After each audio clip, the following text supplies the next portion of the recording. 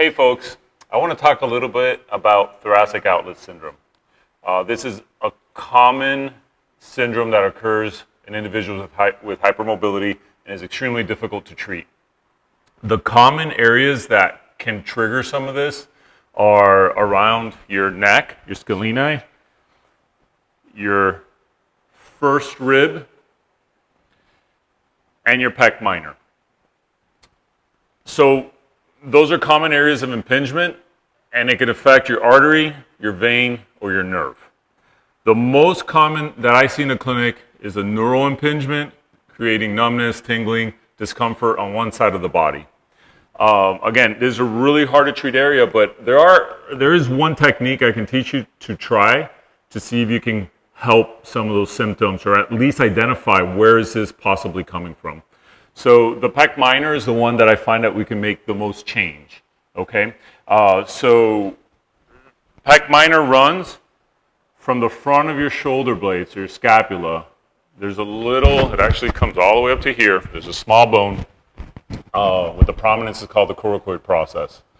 Pec minor attaches to the coracoid process and kind of angles down in three kind of slivers into your ribs. Okay, I'll put an anatomy picture so you can kind of really see. So this is it's an accessory muscle of breathing, but it can also tilt your shoulder blade forward, and if it tightens and it's under your pec major, which is the muscle you can kind of touch, and under your breast tissue. So it's a really difficult to touch area. It's also hard to stretch.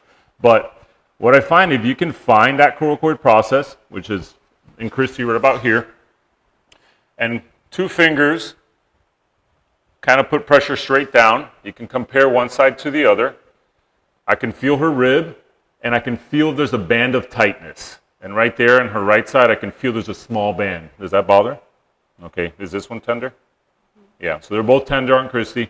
We're going to hold, you can hold your thumb right there, and then do a couple things. You can just wait to see if it changes, if the discomfort changes. Again, it'll take 30 to 60 seconds. You cannot do this on yourself. You need someone to do it for you.